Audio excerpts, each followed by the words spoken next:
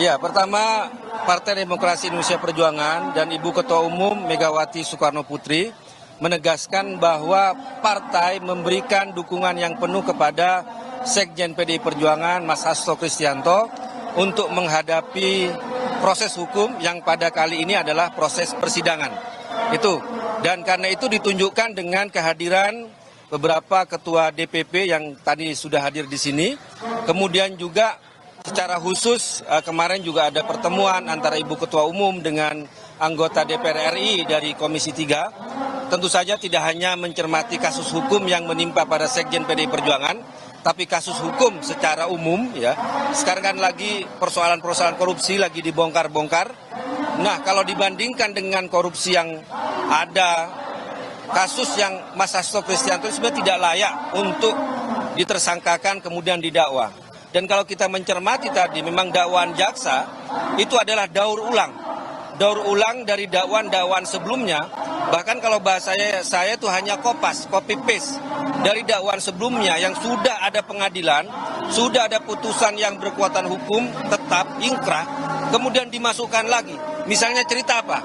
Contohnya tuduhan jaksa bahwa katanya Sekjen PDI Perjuangan Mas Hasto Kristianto memerintahkan Harun Masiku untuk merendam HP melalui Nur Hasan. Kesaksian Nur Hasan di tahun 2020 sudah menyatakan bahwa bukan Hasto Kristianto yang menyuruh merendam HP, yang menelpon bukan.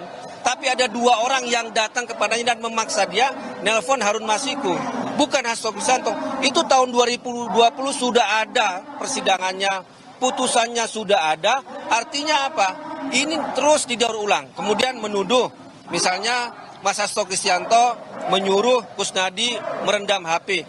Itu kesaksian Kusnadi sudah menyatakan nggak ada perintah merendam HP. HP nggak ada.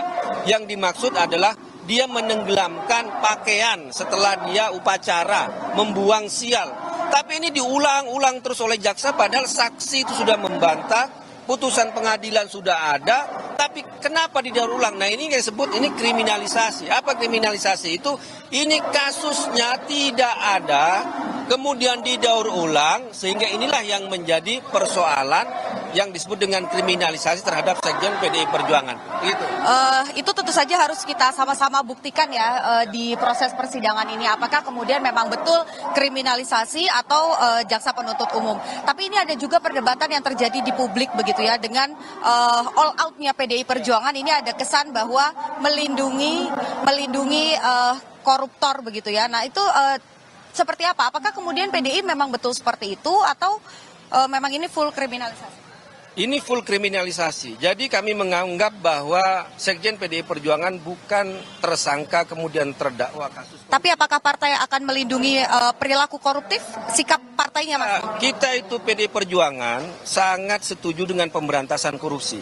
Tapi untuk kasus Sekjen ini bukan kasus korupsi, ini kasus politik.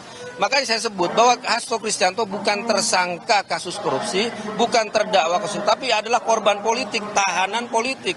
Ini politik, kasus kriminalisasi memakai KPK untuk menjerat Sekjen PDI Perjuangan. Kami melihatnya seperti itu. Oke, baik. Terima kasih Gus. Download Tribun X sekarang. Menghadirkan lokal menjadi Indonesia.